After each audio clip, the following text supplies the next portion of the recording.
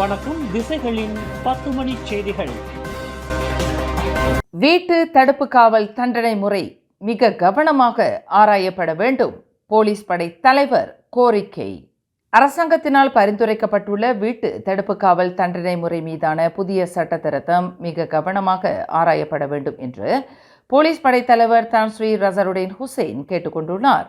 பொதுமக்களின் பாதுகாப்பு மற்றும் அந்த தண்டனை முறையை சீராக அமல்படுத்துவதை உறுதி செய்வதற்கு அந்த உத்தேச சட்ட பரிந்துரை மிக கவனமாக பரிசீலிக்கப்பட வேண்டும் என்று ஐஜிபி வலியுறுத்தினார். சிறைச்சாலையில் ஏற்பட்டுள்ள இட நெரிசலை சமாளிக்கும் நோக்கில் வீட்டு தடுப்பு காவல் தண்டனை முறை மீதான சட்ட பரிந்துரை முன்வைக்கப்பட்டுள்ளது. 74,000 கைதிகள் மட்டுமே நிறைவு செய்யக்கூடிய சிறைச்சாலைகளில் தற்போது 87,000 கைதிகள் உள்ளனர். சிறைச்சாலை இலாக்கா எதிர்நோக்கியுள்ள இட நெரிசல் பிரச்சினையை அரச மலேசிய போலீஸ் படை கொள்கை அளவில் புரிந்து கொள்ளக்கூடிய நிலையில் இருந்தாலும் வீட்டு தடுப்பு காவல் தண்டனை முறை மீதான உத்தேச சட்டம் மிக கவனமாக ஆராயப்பட வேண்டிய அவசியத்தை வலியுறுத்தும் நிலையில் போலீஸ் படை உள்ளதாக தான் ஸ்ரீ ரசருடீன் விளக்கினார். குறிப்பாக ஒட்டுமொத்த நிலையில் பொதுமக்களின் பாதுகாப்பு, பொது அமைதி மற்றும் பொது ஒழுங்குமுறையை உறுதி செய்யும் வகையில் வீட்டுக்காவல் தண்டனை முறையின் அமலாக்கம் சீராக நடைபெறுவதை எல்லா நிலைகளிலும் உத்தரவாதம் அளிக்கப்பட வேண்டும் என்று ஐஜிபி கேட்டுக்கொண்டார். வெள்ள பேரிடருக்கு வழிவகுக்கும் வடகிழக்கு பருவமழை கடந்த வாரம் முற்பகுதியில் தொடங்கிய வேளையில் வெள்ள பேரிடரில் பாதிக்கப்பட்ட முதலாவது மாநிலமாக திரங்கானு விளங்குகிறது. நேற்றிரவு பெய்த கனத்த மழையில் திரங்கானு கமாமான் வெள்ளத்தினால் கடுமையாக பாதிக்கப்பட்ட மாவட்டமாக வகைப்படுத்தப்பட்டுள்ளது. திரங்கானு மாநில வெள்ளப்பேரிடர் மேலாண்மை செயலகம் முதலாவது நிவாரண மையத்தை திறந்துள்ளது. அந்த செயலகத்தின் தகவலின்படி இதுவரையில் 2 குடும்பங்களைச் சேர்ந்த 12 பேர் நிவாரண மையத்தில் தஞ்சம் புகுந்துள்ளதாக தெரிவித்துள்ளது. திரங்கானுவில் பல பகுதிகளில் திடீர் வெள்ளம் ஏற்பட்டுள்ளதாக அது குறிப்பிட்டுள்ளது. 4 நாட்களுக்கு முன்பு BMW ரக காரை அபாயகரமாக செலுத்தி மோட்டார் சைக்கிளில் சென்றவர்களை மோதி தள்ளி 7 வயது சிறுமிக்கு மரணம் விளைவித்ததாக வர்த்தகர் ஒருவர் கோலாலம்பூர் மேஜிஸ்ட்ரேட் நீதிமன்றத்தில் இன்று குற்றச்சாட்டப்பட்டார். 31 வயது பி குகன்ராஜ் என்ற அந்த BMW கார் ஓட்டுநர் கடந்த நவம்பர் 15ஆம் தேதி இரவு 9:50 மணி அளவில் கோலாலம்பூரிலிருந்து பூச்சோங்கை நோக்கி செல்லும் புக்கிட் ஜாலில் நெடுஞ்சாலையில் மோட்டார் சைக்கிளில் தமது பெற்றோருடன் பயணித்த 7 வயது சிறுமி நூர் நௌரா நதீஃபா என்பவருக்கு மரணத்தை விளைவித்ததாக குகன்ராஜ் குற்றச்சாட்டப்பட்டார். இச்சம்பவத்தில் அந்த சிறுமி மரணம் அடைந்த வேளையில் சிறுமியின் பெற்றோர் கடும் காயங்களுக்கு ஆளானதாக தெரிவிக்கப்பட்டது. மோட்டார் சைக்கிளை மோதி தள்ளிய பின்னர் காரை நிறுத்தாமல் சென்றுவிட்டதாக கூறப்படும் குகன்ராஜ் இச்சம்பவம் குறித்து கோலாலம்பூர் போலீஸ் துறையிடம் வாக்குமூலம் அளிப்பதற்கு வந்தபோது கைது செய்யப்பட்டார். குற்றவாளி என்று நிரூபிக்கப்பட்டால் கூடியபட்சம் 10 ஆண்டு சிறை தண்டனை மற்றும் 50,000 வெள்ளி அபராதம் விதிக்க வகை செய்யும் 1987ஆம் ஆண்டு போக்குவரத்து குற்றவியல் சட்டத்தின் கீழ் குகன்ராஜ் குற்றச்சாட்டை எதிர்நோக்கி உள்ளார். குற்றச்சாட்டை மறுத்து குகன்ராஜ் விசாரணை கோரியிருப்பதால் ஒரு நபர் உத்தரவாதத்துடன் அவரை 12,000 வெள்ளி ஜாமீனில் விடுவிப்பதற்கு நீதிமன்றம் அனுமதி அளித்தது. பிரதமர் டத்துஸ்ரீ அன்வார் இப்ராஹிமின் பிரேசில் பயணம் மூலம் மலேசியாவிற்கான புதிய பொருளாதார வாய்ப்புகள் திறந்துவிடப்பட்டுள்ளன. குறிப்பாக செமிகண்டக்டர் தொழில்துறையில் மலேசியாவிற்கு புதிய வாய்ப்புகள் கண்டறியப்பட்டுள்ளன. லத்தீன் அமெரிக்க நாடான பிரேசிலில் வலுவான செமிகண்டக்டர் சுற்றுச்சூழலை உருவாக்கி மலேசியாவிற்கும் பிரேசிலுக்கும் இடையிலான இருதரப்பு உறவுகளில் புதிய அத்தியாயத்தை குறிக்கும் வகையில் இணைந்து பணியாற்றுவதற்கான உறுதிப்பாட்டை இரு நாடுகளும் வெளிப்படுத்தி உள்ளன.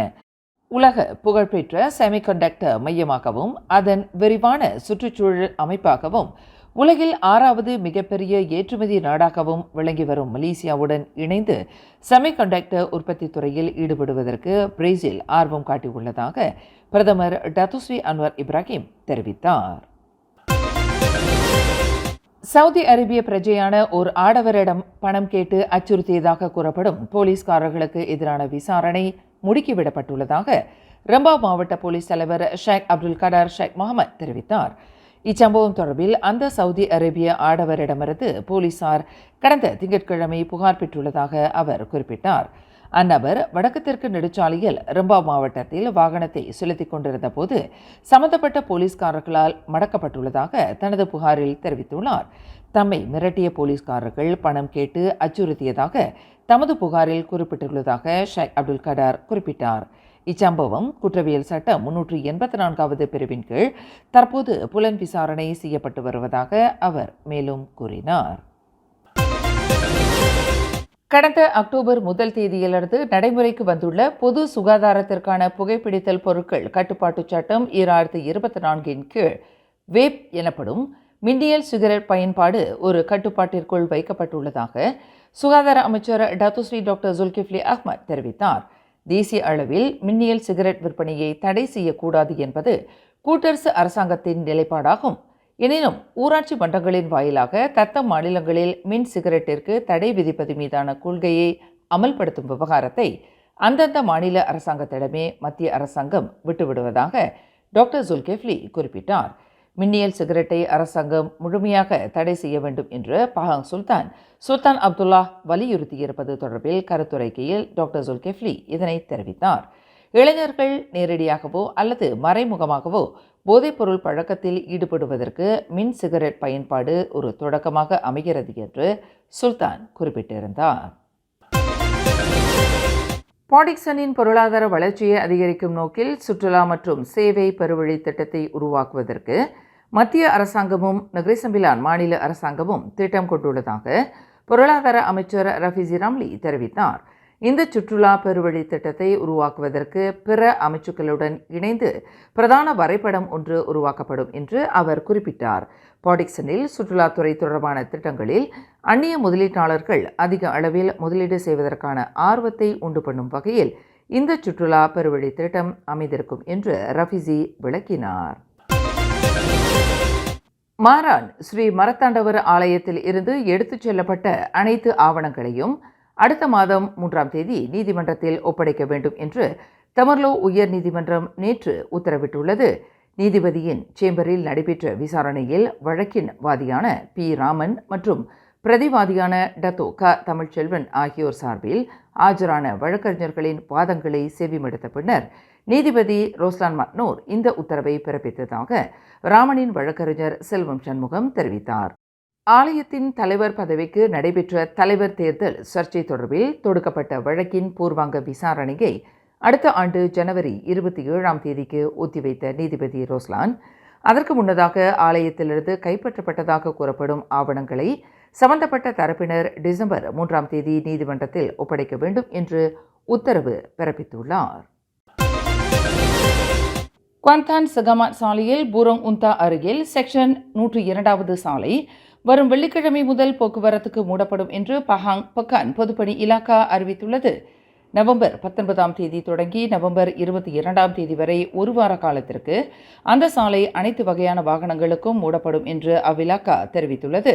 அந்த சாலையில் பைலி பாலம் நிர்மாணிப்பதற்கு வழிவிடும் வகையில் அந்த சாலை தற்காலிகமாக மூடப்படுவதாக அது குறிப்பிட்டுள்ளது.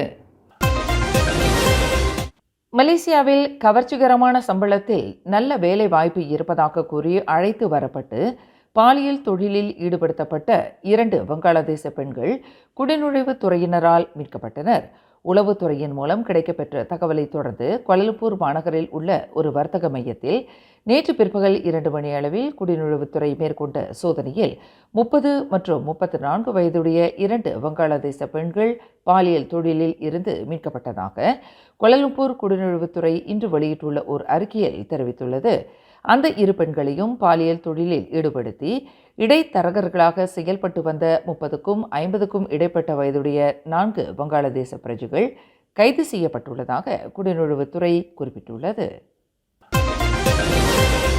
இஸ்லாமிய சட்டத்திற்கு முரணாக மாறுபட்ட கோட்பாடுகளை போதித்த குற்றத்திற்காக சிங்கப்பூரியர் ஒருவருக்கு ஸ்ரம்பான் ஷரைஆ நீதிமன்றம் இன்று 6 மாத சிறை தண்டனை விதித்தது.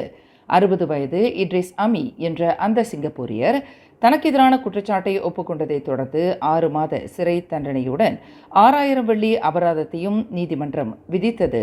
அபராத தொகையை செலுத்த தவறினால் மேலும் 2 மாத சிறை தண்டனை விதிக்கப்படும் என்று நீதிபதி ஜுல்ஃபிக்ரி யசுஆ தமது தீர்ப்பில் தெரிவித்தார்.